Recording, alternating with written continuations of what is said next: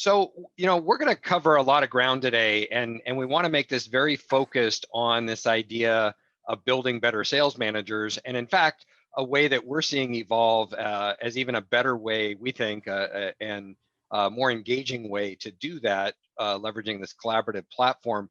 I'll just say a little bit about Sales Readiness Group. If you followed us, you know that this is our passion. Our focus is improving the performance of sales teams and developing great frontline managers.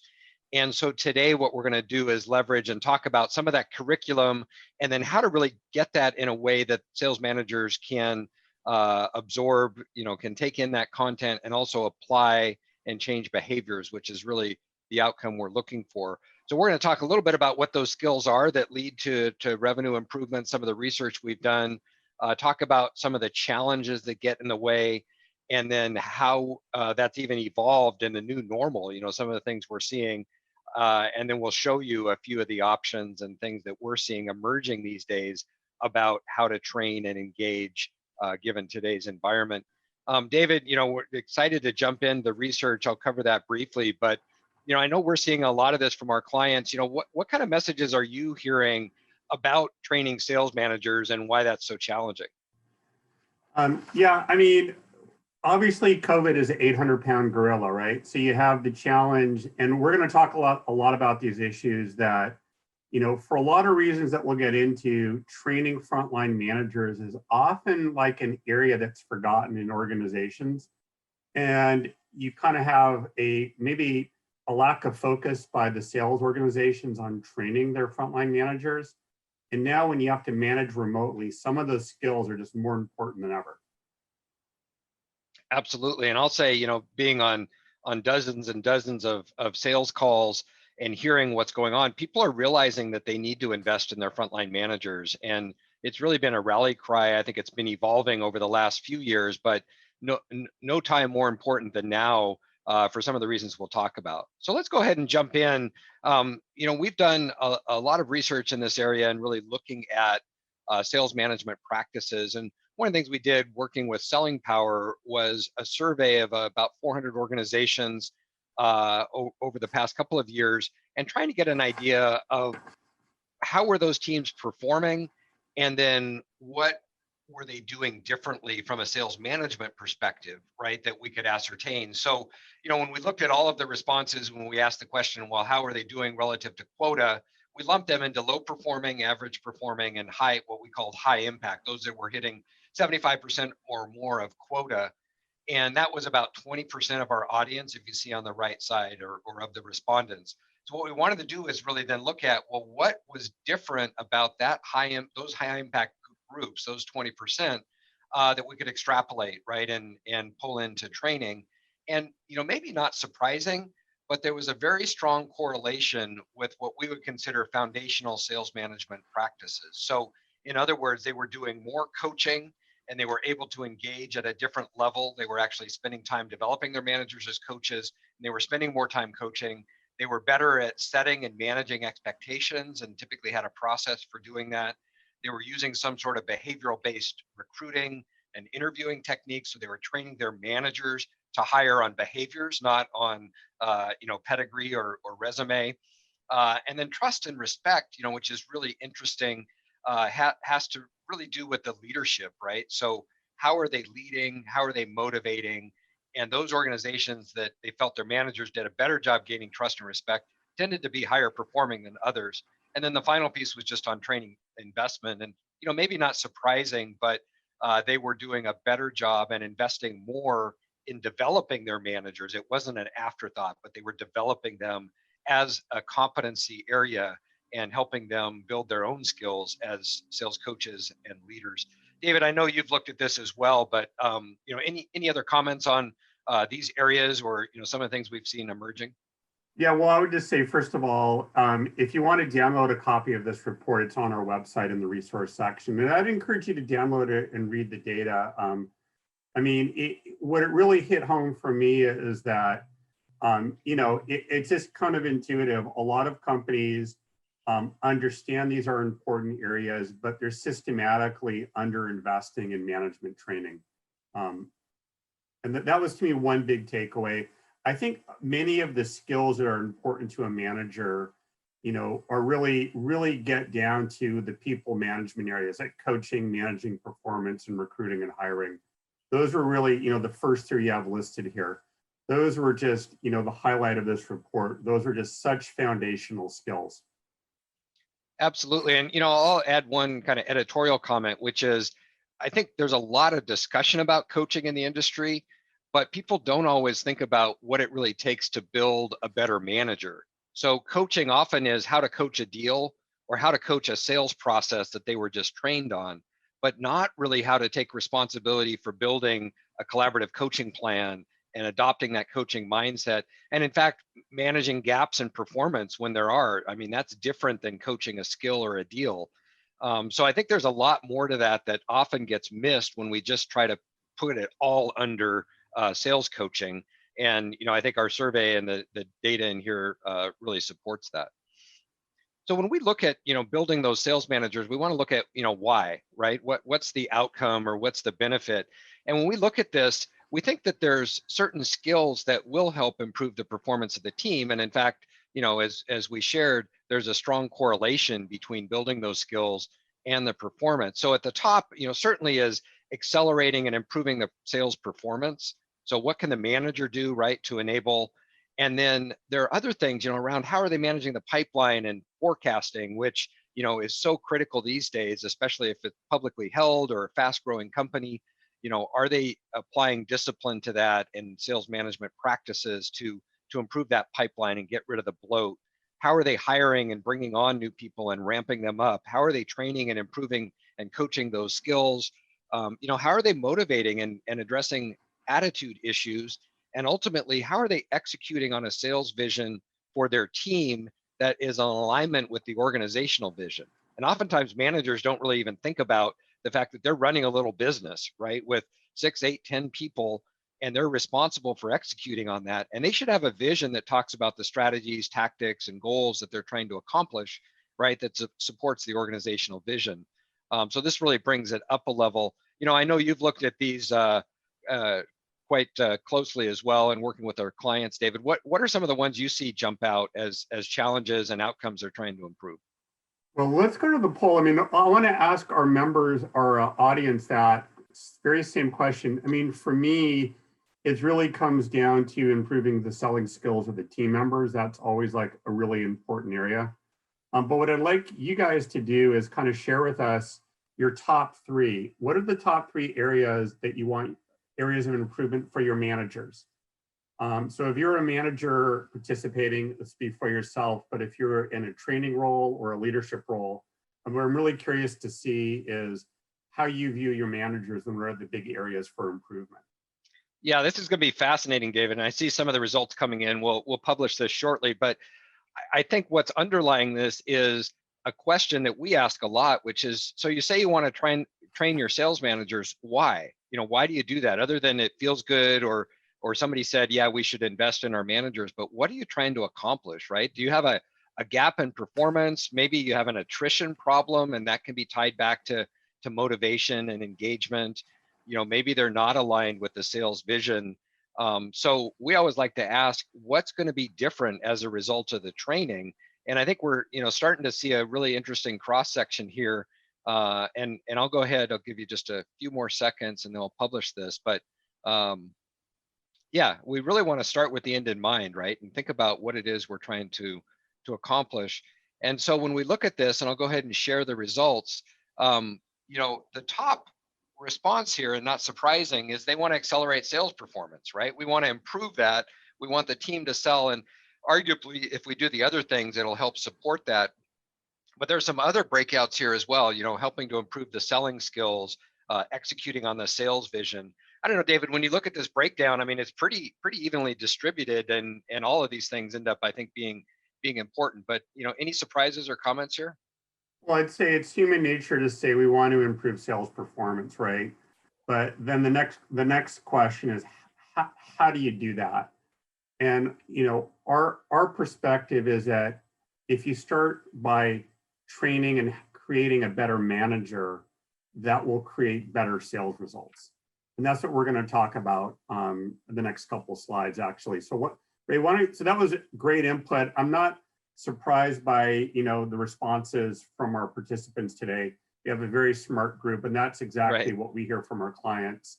I wanted to share with everyone kind of a skill map that we use, and I'm going to give you like a commercial trigger warning. This is our curriculum. So if you look at this and say, wow, we don't do any of this at our company, we can help you with that. Okay, that's the end of the commercial.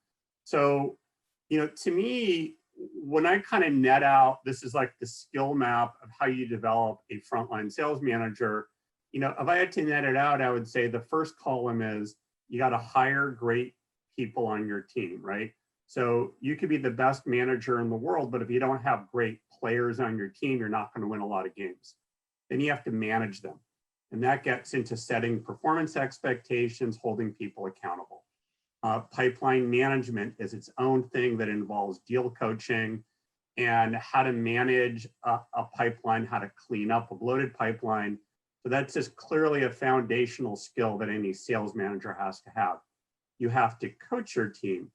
The primary way you're going to improve the skills of your team members is through consistent ongoing coaching. So you have to coach your team. You also have to lead your team. So if you think about it, if you're thinking about creating a training program for your sales managers, think about hire, manage the pipeline, coach, and lead. And that's kind of, the way that I like to think about it, netting it all out. And then all of these check marks, you can read them, but those are just, skill areas that are important. Yeah, well, I'll tell you, David, I think when I first started managing a sales team, I would have really even liked to know that there are skills that I should be developing and things to be thinking about, because I didn't think about things like making strategic decisions or, how I'm onboarding those folks. It was just like, okay, here's your job. You were selling, now you're managing the team. So even breaking that down, and as we do a lot of the training, it can be modular, it can be developed over a period of time. But the idea that these are core competencies that we want sales managers to have, and ultimately there's a strong correlation between improving those skills and performance. So I think these days it's getting even more challenging. And we ask the question, well, what is the state of sales management? Are they ready for the job? How do they do relative to this? And we have the opportunity of even doing assessments with our clients and benchmarking those skills and then helping to close the gap. And I'd say that leaves a lot of opportunity there, right? Because I think if we look at it, there's a constant and kind of recurring theme that we promote the best reps. Everybody's heard that story, but they don't always make the best managers. Just like the star athlete is not always the best coach or manager of the team. And you can pick your own example there, but those skills that made them great reps don't always transfer over. And it really requires a different skill set, right? We need to do that pivot and get work done through others now and really motivate and manage instead of doing it ourselves. And that often training programs, lack the development in those areas. So we're, again, really good at managing a pipeline or managing a tool, but not as good at building our people. And there's really strong evidence to suggest that better management skills can be that force multiplier. And when we look at that, if an average rep to manager ratio is somewhere between 8 and 10, then we think about for every manager, if they're struggling, that's going to be multiplied through 8 to 10 times. Or if they're really performing at a high level, then that whole team now, multiply it times X quota, is performing at a higher level if they're doing a better job. So the ROI on this, and sure, it takes a little longer and it's a little more difficult to measure, but the ROI is really strongly correlated. Yeah, Ray, and if you could advance to the next slide, I really want to come back to an idea of how managing is a different skill set. And I think that you almost have to make a mindset shift, right? There's, all of our clients, and this is just human nature, a rep does a great job and we promote her into management. And the idea is that, well, that person, she's going to have credibility with the team, but if she can sell, she also must be able to manage. And they're very, very different skill sets. And in many cases, the star sales rep, where some of the skills on the left-hand side are intuitive, may have come naturally to them. When they're on the right-hand side, when they become a manager, they don't understand why the rest of the team that they're now managing can't make a presentation as well as they can do. Why aren't they good listeners? All those things are just, why aren't they naturally charismatic? And they get frustrated. Michael Jordan and Magic Johnson were not very good coaches or team owners when they tried it. Or Wayne Gretzky or Maradona, or choose your sport, right? There's a ton of examples there. And I think, at least as my opinion, is that they were not able to make that leap into the skills they had that made them brilliant as individual players, didn't translate over into a different set of skills, either as a coach or as a manager. And so therefore, I think it's really incumbent on the sales organization to not set up those people for failure, but set them up for success by training them on those skills, because don't assume they have them just because they're crushing their quota as a sales rep. No, I think it's really important, and we'll get feedback from the group here, because I want to understand, kind of how this is being put into place. But maybe you could talk a little bit about this overlap. We train them as salespeople, and maybe there's corporate leadership development or leadership training. But how do you crack that nut, right? How do you really address that sales management issue? Yeah, I mean, I've used sales management training. It's like the middle child in the family. It's always the one that gets no attention. So, you think about an L&D department. Hey, let's create an onboarding program. We're going to focus on our sales team because they have the most scale. And leadership, hey, we'll hire this hotshot kind of leadership development consulting firm, and we're going to do a session at the C level. But somewhere in the middle, you have those lost managers. It's not quite as interesting to develop a program or as economical, because they don't have quite the same numbers as the sales team. So we always kind of view that when we go into an organization, we kind of see this black hole on how to train the sales managers. Yeah, absolutely. And, I excuse the analogy, but I started my career as an officer in the Navy, so sometimes I have to go back to that. But, I liken it a bit to everybody goes through boot camp, right? If they're in the military, but only a small percentage go through special forces training, right? Because that really does require a higher level of skills. You got to have the foundation, but then you build on those higher level skills. And I use this with sales managers because they kind of like to think of themselves as special forces, right? But we believe it's different. Managing a sales team is fundamentally has some different challenges than just a general manager in the organization. And your, visibility to the metrics and motivating that sales team and being out there every day, there's some unique things that we need to address. So we think that is special where it comes together. Yeah, Ray, I'll just add one more thing that, there's generic management, conflict resolution, how to run a productive meeting, and then there's sales management. And I think sales management is inherently different than any other kind of management, because what you do is so measurable, right? You win or lose. And, we've had clients where they were measuring sales results by the minute in real time. I remember one client, they had like a screen in the lobby that was just counting the sales. And when it's that visible, there's a different level of pressure and intensity in that role than in any other kind of management where, it's a little bit fuzzier. Where are the metrics? It ain't fuzzy in sales management. It's very obvious what the metrics are. No, absolutely. So, let's talk about today, right? What are some of those challenges and how we're addressing? So we talked about the skills and behaviors and how that's correlated with performance, why there's a gap and what we want to do about that, right? How we can actually train those managers. What we want to do is it's even more challenging today, we believe.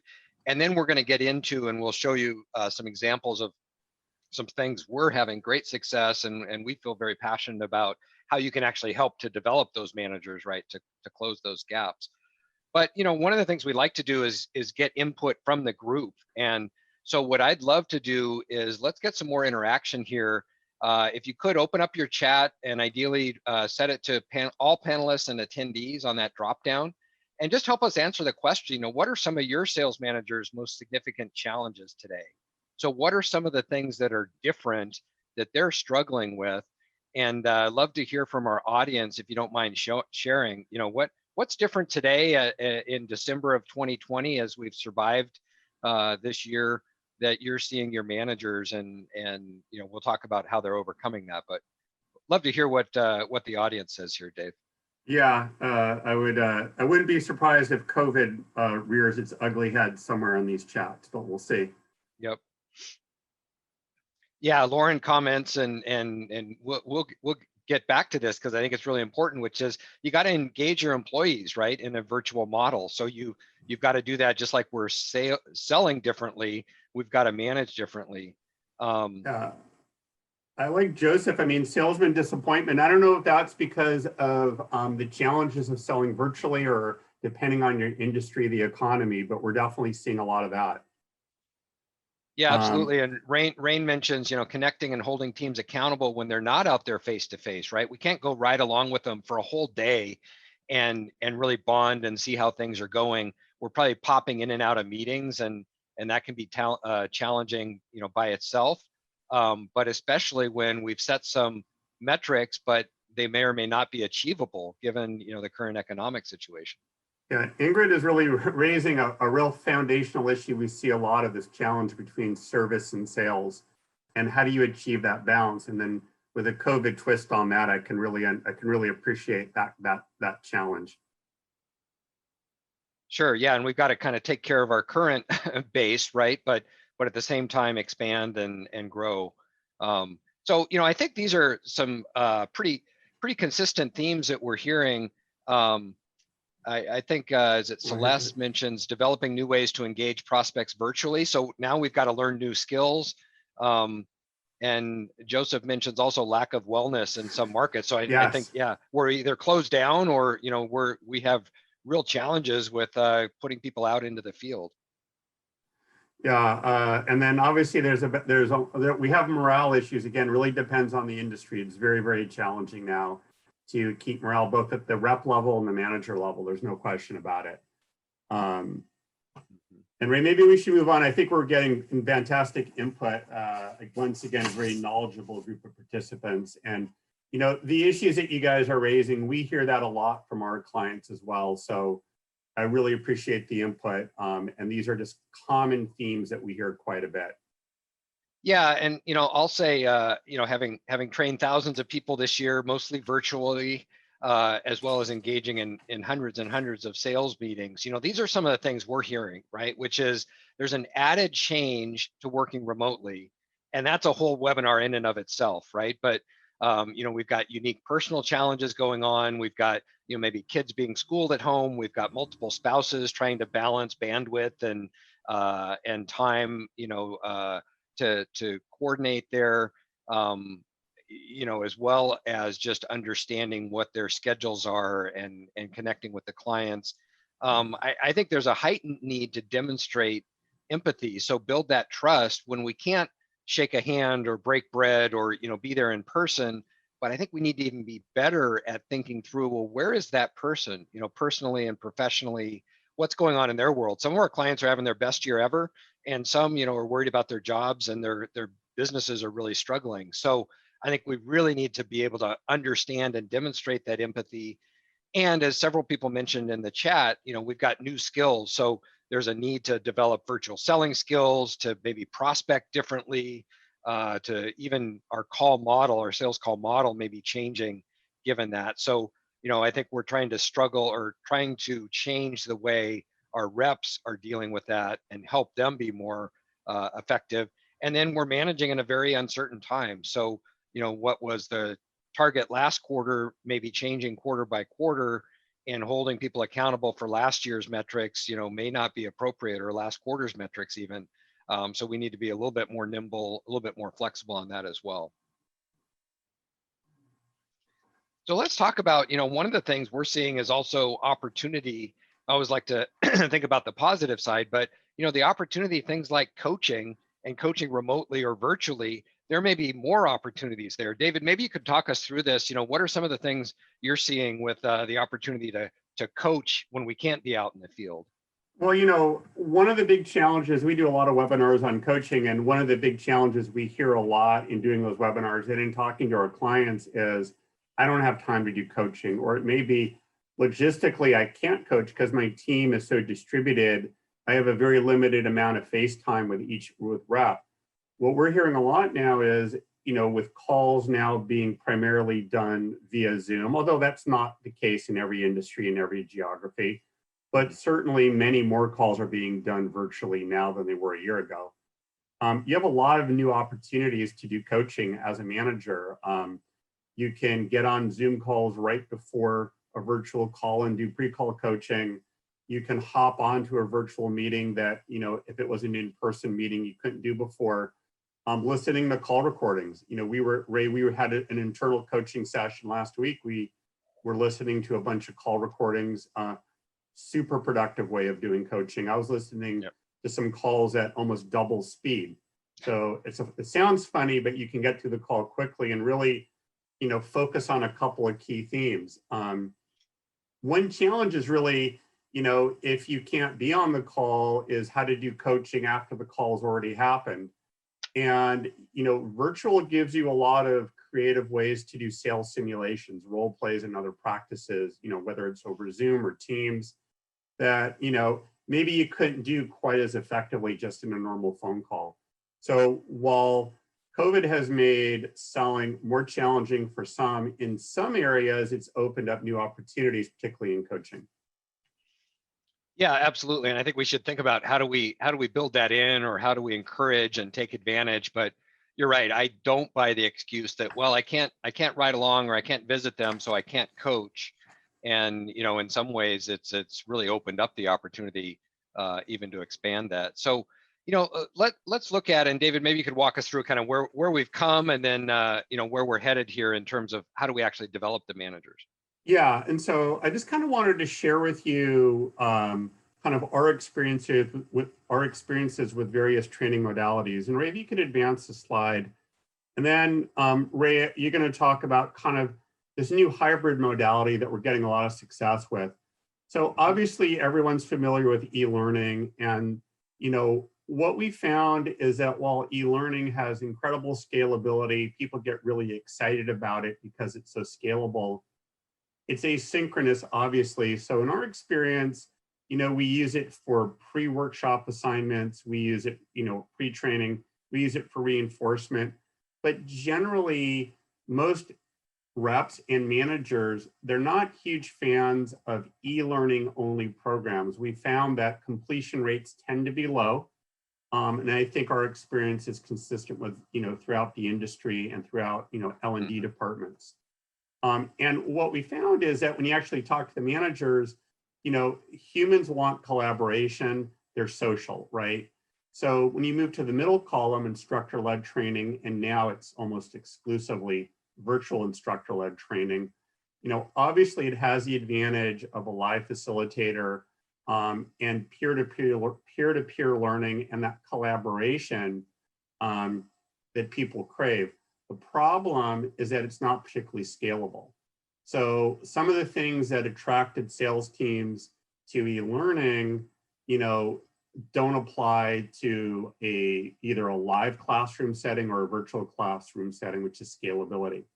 So what we're doing now is something we call CLX, or collaborative learning experience, and that's really kind of merging the best of both worlds. It's really a blended program in one platform that gives you the scalability of e-learning, but it also gives you the peer-to-peer learning and the collaboration that managers really crave. And that, the net result is a much better training program with much higher levels of engagement.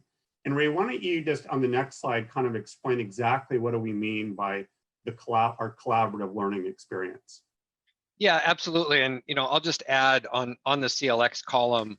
Obviously, it's great. It checks all the boxes, right? But one of the things you might call this multimodal, a blended learning type solution, but taking all of those components and packaging them in a way that's digestible, right? That we can deliver that, especially these days, since we likely can't get there in person anyway, actually has another interesting byproduct or impact. And we did a webinar with Training Industry a couple months ago. And when we were talking with Ken Taylor, the president of Training Industry, he shared some of his research, which is the more opportunities you have to align with that learner's learning modality. In other words, their preferred, some people like to watch it on video, now we're learning by YouTube. Some like the instructor, some like to learn from their peers and collaborate or go online socially. But the more chance you have to align one or more of those with the learning style, the more likely they're going to be satisfied, and it actually improves the outcomes. So, that idea of, hey, let's package this together in a way that's really easy to digest, but that has a chance of hitting different ways. So we're going to deliver it through video, through an instructor, through an opportunity to engage with your peers. I think we'll have a better chance, right, to actually achieve the outcomes and build better sales managers, which is, what our topic is today. So let me just take you through this.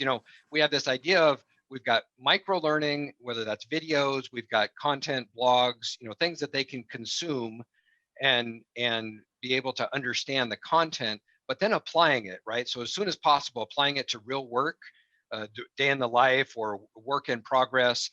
So applying that through, as we'll talk about, missions and field work, and even recording their own videos or somehow applying those concepts, and then seeing what your peers are doing. And this is really profound. The opportunity to discuss and collaborate. And I would say they're going to learn more from each other than they are from any sage on the stage or senior facilitator up there lecturing to them. So how do we do that in a way that's really engaging? How do we provide the tools and the resources in one place, right, where they can access and they can come back and they don't have to look through the emails, or they don't have to go to a separate system, but hey, we've got that there for their reference.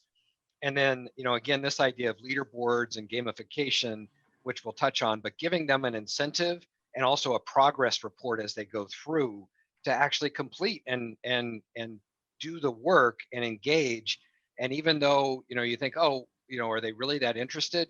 We've seen great examples where, boy, they're passionate about that extra 10 points, and they really want to make sure they're on that leaderboard and that they're getting the badges and the certification or credential. So I think that's kind of our CLX in a nutshell. And what I'd like to do is just show you a few examples of what this looks like for our sales management program. And David, feel free to jump in, as we go along. But one of the things is we want to make it engaging. So, this is an example. This is built on the Intrepid Learning platform, but it can be executed on a number of different platforms that are out there, right, that do some things to be able to host the videos, to provide those assignments, to track the progress. But it's kind of a next level, and it's certainly more than just a learning management system, but it really executes a corporate MOOC, right? So that massive open online collaboration system, but it also allows us to have live sessions interspersed, and we'll talk about that. So it's engaging, it's intuitive for them, it's something they can consume mostly at their own speed. But one of the key aspects is this idea of social. So getting a chance to collaborate. And in this case, this was just a simple mission to introduce yourself and talk about your role and a memorable moment and what your objectives are for the course. And now we have people from all over the world connecting and engaging and starting to collaborate as they go through, in this case, a 7-week program, right? So going through it over time. And now they can see who the people are they want to connect with and engage.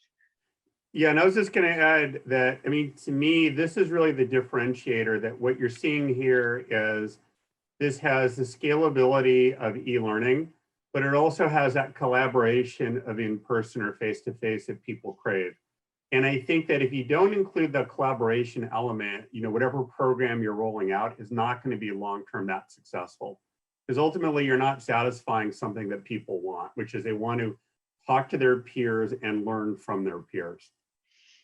Yeah, and it's interesting. We've been doing a lot of post-training interviews and going back and capturing videos of people who have gone through, and they say, this is one of their favorite and most significant aspects of the program, is a chance to meet and hear what others are doing, handling price objections or handling a coaching problem, depending on the program. But what are they doing in their particular area, and kind of crowdsourcing those solutions. So we want to get them connected.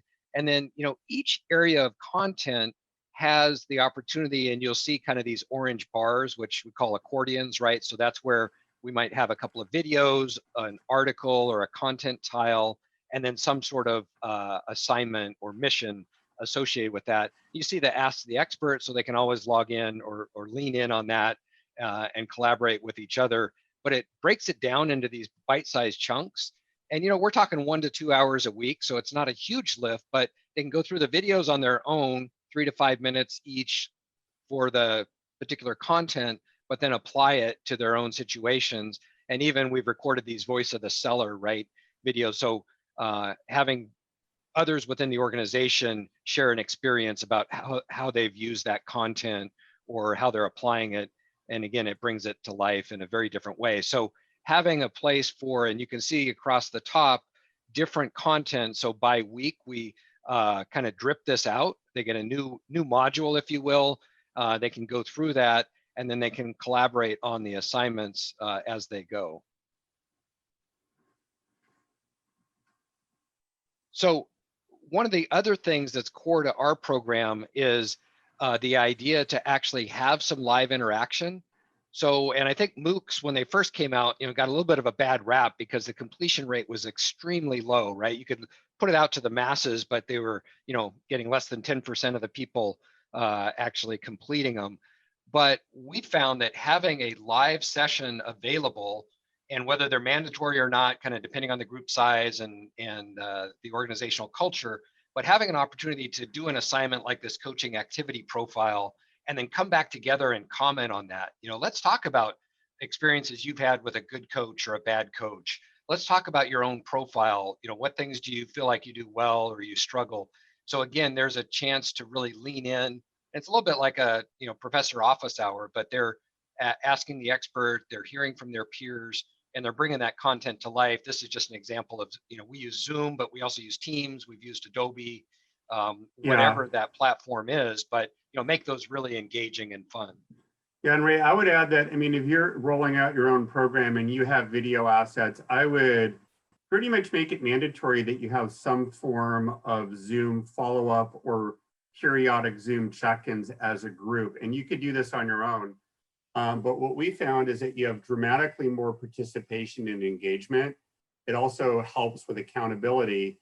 If there's, I like a cadence of weekly check-ins because I think if it's beyond weekly, it drags on too long. But, some form of weekly check-in where people can interact with each other, whatever platform you're using, it doesn't have to be our platform. There's dozens of really fantastic, platforms out there right now. Yeah, absolutely. The other thing I'll add is it does give you a lot more scalability or opportunity to scale, where these sessions, you can have multiple people in the sessions and cohorts of, even hundreds or more, but they're still coming in and they're hearing and they can chat and interact, versus if we were trying to actually teach the content, we like to limit those sessions to 12 to 15 people, and you got to keep the group size small to really keep them engaged. Well, they're doing the engagement in the platform and they're engaging online when they do their assignments and their missions, and then they're coming back together, right, to kind of see it come to life, like in the larger classroom. So I think it does give you an opportunity to scale without, again, having hundreds and hundreds of sessions going on, supporting a large group. So the other thing that I mentioned, the kind of leaderboard and badges, the idea to define success. So here are the steps to get to your completion, motivating the seller to complete the lesson, right, each week. And they know that there's going to be a progress report and that's going to be shared, and, probably shared with their managers, but it's something we cover briefly in the weekly sessions.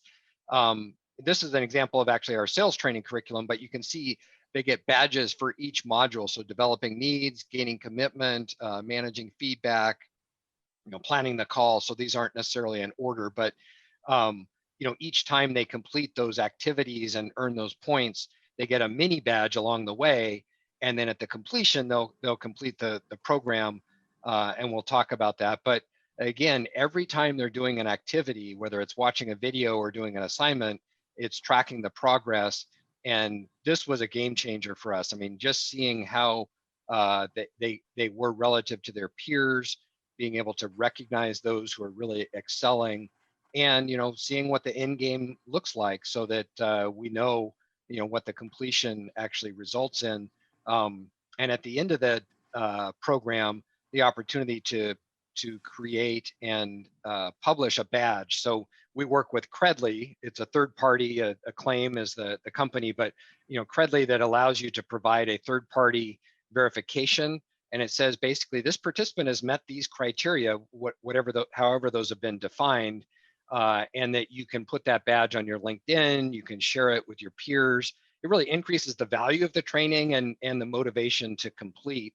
And I think we're seeing, this is something really, really fun when they start to share it. So yeah, go ahead. And I would say, I would say that, even though we get absolutely no financial remuneration from the Credly Corporation, I think that having the badge dramatically increased completion rates. I mean, I'm sure there were other things too, but for, the first couple of sessions that we did, using CLX, the engagement level and completion rates just went up dramatically as people started competing for badges.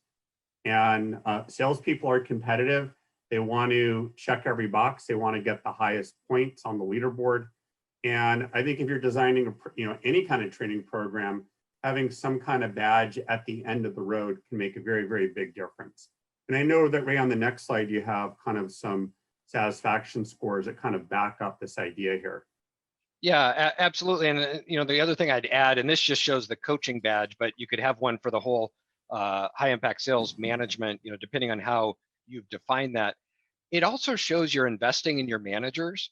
And there aren't a lot of programs out there, right, that provide a credential as a sales manager. And I think that's really interesting to say, hey, we really care about our sales managers. We are helping to close that gap. And when we start thinking about retention, when we think about motivation and trying to build those managers into next year's leaders, having that little accolade that they can have and a carrot out there, I think is really powerful and really important for them. So, I'll just share an example. This was actually from a sales training program, but the kind of satisfaction scores we're seeing. So, we do a standard level 1, right? So, hey, how do they like the program? And what we're seeing is, 4.9 out of 5 in this case for a pilot group. It was a large pilot group, but they rated it good or excellent. Was actually higher scores than our instructor-led training, which was really interesting. And they also said they would recommend or highly recommend the program. So 100%, either gave it a 4 or 5, and the average was 4.9. And then, maybe even more importantly, very high support that they either agreed or strongly agreed that the skills would help them on their job. So, for an initial measurement, it gives a real good indication that they felt like it was valuable and that they were able to apply it, in this case, for the selling skills, but that they felt like this environment was a positive experience, that collaborating with each other and hearing from other experienced sellers was very positive. So I share this, again, this was sales related, but speaking to how profound that platform is and how valuable it can be to provide this blended kind of CLX experience. So I want to make sure we have some time for question and answer. Again, I enjoyed the discussion in the chat. So David, maybe you could kind of summarize this, and then we'll open it up. And again, you can put your questions if you have them into the Q&A as we're summarizing here, and then love to get other comments or thoughts as we go along. But David? Yeah, sure. So, we talked a lot about how managing people, and in particular a sales team, is inherently different than selling, right? So being a great sales rep doesn't necessarily prepare you being a successful sales manager. But because managers have a span of control, typically you're going to manage 7 to 12 people. That's a force multiplier that a great manager, they can make, say, their 8 to 9 to 10 reps better. It has a massive ROI potential. When you think about management skills, think about hiring. Are you doing great? Do you have great interview skills? Are you managing performance and the pipeline, coaching and leading, right? And if you think about those skills kind of in those categories, it can help you think through when you design your management training program. And what we spend a lot of time today focusing on, there's new ways of applying technology to get both scalability and collaboration, and that collaboration is really the key. So anything that just gets you scalability with no collaboration probably won't be successful in the long run. You need to have both. And that was something that, Ray, we talked a lot about. We call it CLX. There's other platforms out there, But it's not so much the technology, it's really how you use the technology and the content that you use. Absolutely. And I think the more we can, bring the content to life in an engaging way and get people practicing. And, I know when I facilitate it in the classroom, that magic moment where people really start to see the light bulb go on, they're sharing experiences, maybe in a small group or in a role play, and they're like, wow, I can really use this. I'm going to apply this. So I think, doing that in a ongoing process using this collaborative experience, I think can really help to, again, take it out of the textbook and put it into practice or make it real. Because we always say, well, what are they going to do differently next week when they come out of the classroom? And hopefully if they have some suggestions from each other and they're able to keep going, right? We love it when the groups that have gone through this collaborative experience continue to engage and continue to collaborate even afterwards. So they become a cohort, right, that can continue to share how they're applying the experience. So let's do this, and Alonso, I'll turn it back over to you, and you can take us through the question and answer. Obviously, if you'd like more information about this program or this collaborative learning experience, or want to dive into deeper demo, please let us know. We're very passionate about this approach and love to chat more about it.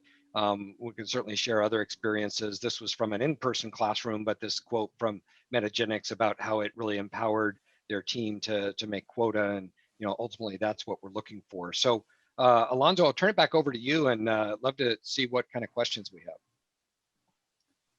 Yes, thank you, Ray. I'm just changing my settings here. There you go. Okay, so for anybody who still would like to submit a question, please do it on the Q&A box. If you, for any reason, submitted your question on the chat, if you can go ahead and copy and paste it so that I can see it on the Q&A feed, that would be great. But we have 2 questions so far, and one is from Rain, and he asks, what are some of the biggest challenges you ran into facilitating the integrated learning programs? Yeah, and I think a well-informed question, right? Because thinking about, well, how does this really come to fruition, and what does it look like when the rubber hits the road? How is it different? And I think we do run into some challenges, right? I mean, one, there's just logistically, we've got to get everybody in the platform. We've got to keep track of them. We may be running a larger cohort than we're used to. So there's just some kind of administrative experiences there. And the other thing I would say is, because we're not forcing them or locking them in a classroom for 2 days, right? But it goes out over a period of time, that life gets in the way. And I'll share that that is a very real impact of, now this program may be rolled out over a period of 6-8 weeks. And so we ran one over the summer, and we had end of quarter, we had an end of fiscal year, we had summer vacation. Obviously, we had COVID coming and going in terms of lockdown and different challenges. So we want to pace it out, and that's why we try to make it very manageable, an hour or 2 a week, and then coming to those live sessions. But I'd say that's one of the challenges, is keeping the progress. But we're finding, and I didn't even cover on the success side, for a pilot group we ran with a very large tech company this summer, we had a 94% completion rate, which for an online kind of self-driven program is just phenomenal. And we were very, very pleased that, hey, even if they missed a week, they could catch up, they can do the work on their own, and then come back together. So kind of a long answer, but yeah, just managing that over a period of time has some unique challenges for sure. Thank you, Ray. David, you have anything to add? No, I think that Ray really hit on some of the key differences. I think that, what we've seen in the weekly cohorts is that, as Ray said, they can be quite large. You could have 25, 50, 100. So it's really a different mindset on how to facilitate that versus a smaller classroom. Okay. Well, thank you, Ray and David. Then the next question is, and Joseph, feel free to expand here if you want. The question is from Joseph: does sales training in agility practices would help? Or does sales training will help in agility practices? Yeah, and I think that's getting to, when we're talking about things are changing rapidly and some of the challenges, if I understand that today, And so I think there are a lot of soft skills that absolutely a manager should practice. And we don't really get into that here because, again, we're special forces focused on the sales. But I think there's a number of things about growth mindset, emotional intelligence and agility. I'd probably put into that category if that's what he's getting at. That should be part of a manager's development. That may be handled through HR or through some L&D program already in place. But I guess understanding how to be agile and flexible is really important today. Yeah, I agree with that. I think that, we're living in kind of extreme circumstances where there may be skill sets that people don't have that they need to kind of cope with the environment that we're in that may not change for a while.